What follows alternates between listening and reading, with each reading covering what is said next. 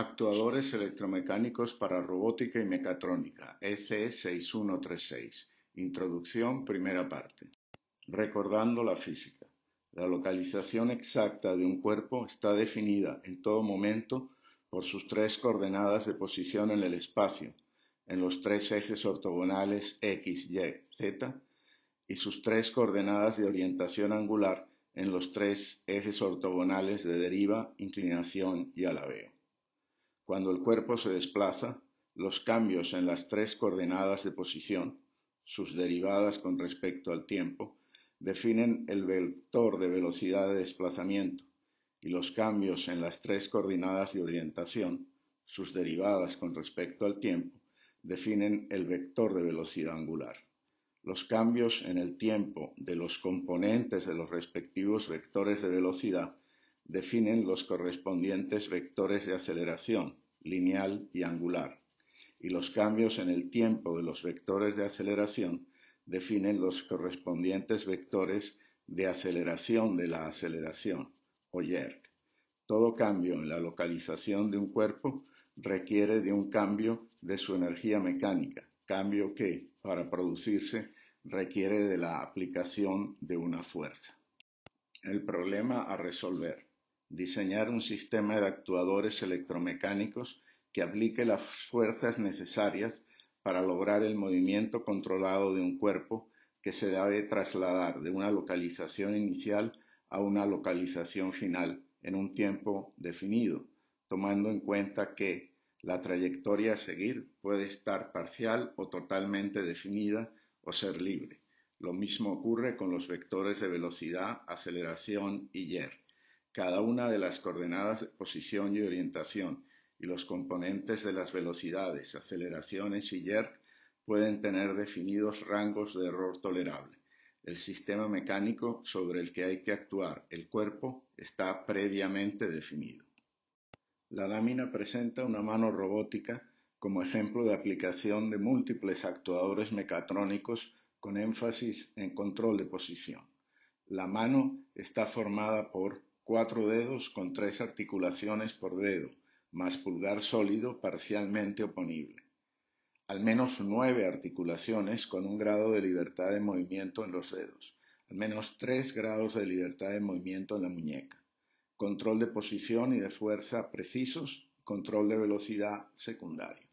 La lámina presenta una celda de mecanizado como ejemplo de máquina-herramienta con énfasis en control de posición.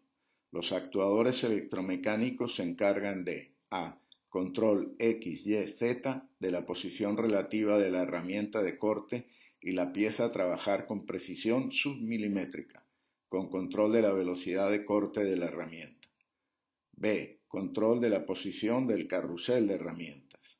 C. Control de la acción del cambiador de herramientas, usualmente con movimiento en 2 dimensiones. C. Control de la mordaza de herramientas, control de giro del tornillo de apretado. La lámina presenta al crucero Harmony of the Seas, de 226.000 toneladas de registro bruto, propulsado y dirigido por un sistema de propulsión integrado por 3 motores eléctricos síncronos de 20 megavatios, como ejemplo de actuadores mecatrónicos con énfasis en control de velocidad y dirección, sin control de posición aplicado a vehículos. Desde el punto de vista del control de posición en las trayectorias existen dos alternativas. A. Control de llegada o control punto a punto. El objetivo es desplazar el cuerpo del punto de origen a uno o, en secuencia, a varios puntos de llegada. La trayectoria seguida entre el punto de origen y el o los puntos de llegada es libre y debe ser fijada a juicio del diseñador del control. B. Control de trayectoria. El objetivo es desplazar el cuerpo a lo largo de una trayectoria completamente definida que debe ser seguida sin errores.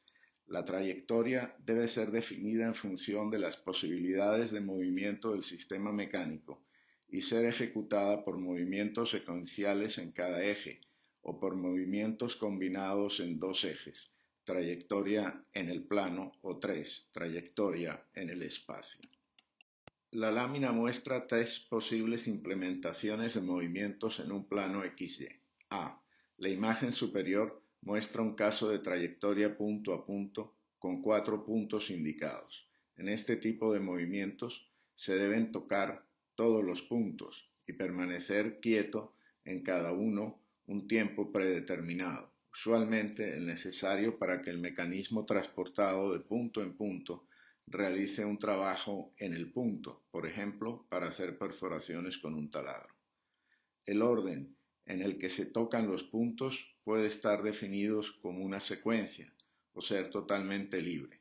En ambos casos, las trayectorias entre los puntos en la secuencia o esto y el orden de toque en cada punto quedan a juicio del operario, quien, posiblemente por economía de esfuerzo, criterio perfectamente válido que debe aplicarse siempre que sea posible en estos problemas, seleccionará las trayectorias más cortas, marcadas en el ejemplo por las líneas punteadas que unen a los 4 puntos. Los otros dos ejemplos son de control de trayectoria. B. En la imagen la trayectoria es cartesiana y se cumple actuando en secuencia, primero activando el motor asociado con el eje X y luego el asociado con el eje Y. C. En la imagen inferior se debe seguir una trayectoria curva. En principio es posible, por lo menos en teoría, ajustar continuamente las velocidades de los motores necesarios para cubrir el plano, pero esto puede no ser posible en la práctica. Como alternativa, el resultado puede lograrse realizando una secuencia de movimientos incrementales de amplitudes delta X y delta Y para aproximar la trayectoria deseada con una escalera de segmentos de recta. Por supuesto, cuidando que los valores de los incrementos delta X y delta Y nunca sobrepasen los márgenes de error definidos para las variables X y Y en las especificaciones. La lámina muestra dos estructuras fundamentalmente distintas para tratar de resolver el problema de los desplazamientos en 3 dimensiones. En el lado izquierdo se muestra un dispositivo cartesiano, similar a los empleados en instalaciones de almacenaje automático de paquetes, basado en 3 desplazamientos lineales en los ejes X, Y y Z. Esta configuración puede alcanzar cualquier punto en un volumen cúbico de ancho X, alto Z y espesor o profundidad Y. Por supuesto, este volumen se encuentra totalmente del lado izquierdo de la base de montaje. En el lado derecho hay un dispositivo tipo brazo, que también tiene 3 movimientos, pero solo de giro. Este arreglo puede alcanzar casi cualquier punto en una esfera de radio igual a la suma de los dos componentes rectos, brazo entre los ejes giro 2 y giro 3, antebrazo entre el eje giro 3 y la punta, con centro en el eje de giro 1. Y estas dos no son las únicas configuraciones posibles. Como ejemplo, la lámina muestra otras 3 alternativas. En general, el diseño de la máquina que debe ser controlada ya habrá sido realizado por los ingenieros mecánicos, quienes habrán definido también los grados de movimiento necesario, pesos, fuerzas, etc. Y el trabajo del ingeniero mecatrónico consiste en entender el funcionamiento de la estructura mecánica ya diseñada y diseñar el sistema de actuador o actuadores mecatrónico necesario para convertir las especificaciones generadas por los diseñadores de la máquina en los movimientos efectivamente deseados. 2. Control de velocidad. Cuando además de controlar la trayectoria en términos de la posición del cuerpo, es necesario controlar la velocidad a la que se ejecuta el desplazamiento, la derivada de la posición respecto al tiempo, o cuando solo es necesario controlar la velocidad sin controlar la posición, existen las siguientes alternativas. A. Control del vector velocidad, usualmente llamado control de velocidad, en uno, dos o más ejes de coordenadas espaciales o angulares. B. Control del vector de aceleración, usualmente llamado control de aceleración, en uno, dos o más ejes de coordenadas espaciales o angulares. Y C. Control del vector de la derivada de aceleración, usualmente llamado control de Yerk, en uno, dos o tres ejes de coordenadas espaciales o angulares. A. Control del vector velocidad en uno, dos o más ejes de coordenadas espaciales o angulares. Este tipo de control simple de la velocidad se usa en muchas máquinas y especialmente en electrodomésticos como el aire acondicionado de alta eficiencia mostrado en la figura, los cuales la velocidad de giro de los elementos básicos, en este caso el compresor y el soplador, se regulan de forma continua, eliminando el desperdicio de energía típico de generaciones anteriores que operaban los motores a velocidad máxima constante y por lo tanto con consumo de energía constante y máximo, y regulaban la cantidad de aire soplado estrangulando la salida de aire del soplador, y operaban el compresor en un régimen todo o nada de ciclos de arranque-parada, con lo que se producía un pulso de sobrecorriente y sobreconsumo en cada ciclo de arranque-parada. Control del vector aceleración, usualmente llamado control de aceleración, en uno, dos o más ejes de coordenadas espaciales o angulares.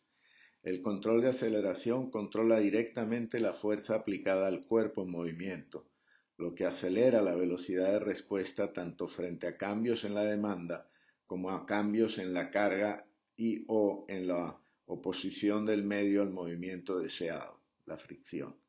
Se aplica especialmente en los sistemas que requieren la máxima velocidad de respuesta, como es el caso de la línea de fabricación continua de película de plástico mostrada en la figura, donde cada eje motriz está activado por un actuador mecatrónico, con lo que la velocidad de cada uno de los ejes puede ser exactamente regulada según su posición en la secuencia de operaciones de fabricación de la película y también en relación con los rodillos inmediatamente adyacentes para evitar cambios de tensión en la cinta que pueda dañarla.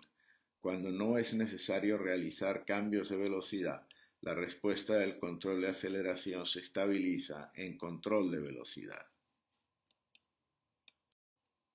C. Control del vector de la derivada de la aceleración, usualmente llamado control de jerk, en uno, dos o tres ejes de coordenadas espaciales o angulares. En aplicaciones donde la carga que se debe movilizar es frágil, sensible no solo a la aceleración sino a los cambios bruscos en la misma, el control debe hacerse a nivel de la derivada de la aceleración, lo que permite definir el perfil de velocidades en toda la trayectoria, no solo de manera más eficiente, sino de la más cómoda cuando se trata de transporte de personas, como en los ascensores de alta velocidad, donde se deben cumplir normas estrictas que limitan la aceleración y el jerk a lo que pueden ser sometidos los pasajeros, o en los sistemas de tránsito urbano, como el tranvía mostrado en la figura, en el cual se implementa un control de velocidad, aceleración y jerk para aumentar el confort de los pasajeros. Objetivo principal del diseño del actuador mecatrónico. El actuador no es un fin en sí mismo, sino un medio para lograr el objetivo fundamental, que es ejecutar el desplazamiento deseado con la precisión especificada y en el tiempo indicado, operando en todo momento en modo seguro, sin poner en riesgo ni la integridad del equipo ni a los usuarios y controladores, y cumpliendo con todas las normativas y regulaciones que se apliquen. Para lograr esto, todos los datos que definen el punto de partida, la trayectoria y el punto de llegada, así como, de ser el caso, velocidades, aceleraciones, jerks, intervalos de tiempo, etc., deben ser explícitamente definidos en las especificaciones del equipo a diseñar. Objetivos secundarios en el diseño de un actuador mecatrónico. Asegurados los dos objetivos principales, se debe intentar cumplir con los objetivos secundarios. Primero, confiabilidad. Las posibilidades de falla deben ser minimizadas. Segundo, sencillez. El diseño debe ser el más sencillo posible. Tercero, economía. El costo del proyecto debe ser minimizado.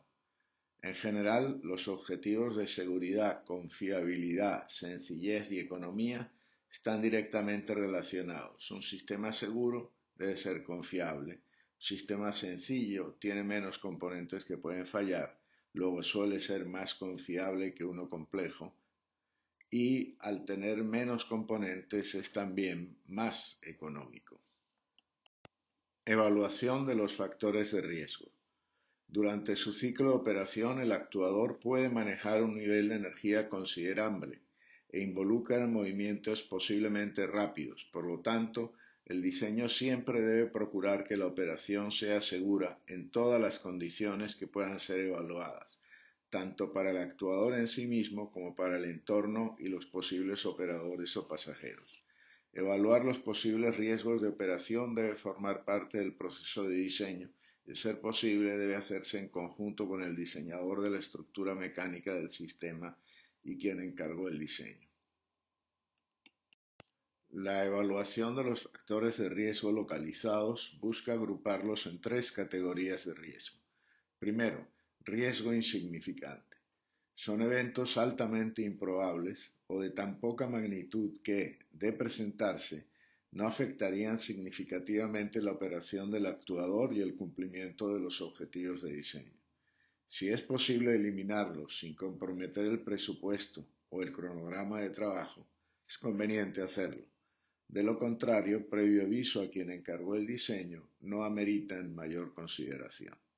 Segundo, riesgos considerables. Son eventos de mayor probabilidad o de efectos más graves. Detectados estos riesgos, el diseño del actuador debe modificarse, haciendo todo lo posible desde el punto de vista técnico-económico para evitarlos. Un riesgo considerable se convierte en inaceptable si el costo o la complejidad técnica de la solución sobrepasan los recursos asignados al proyecto. Tercero, riesgos inaceptables. La probabilidad de que ocurran es tan alta o sus efectos tan graves que no pueden ser aceptados. Si no es posible eliminarlos modificando el diseño dentro de lo que resulta factible desde el punto de vista técnico-económico, el proyecto debe ser abandonado.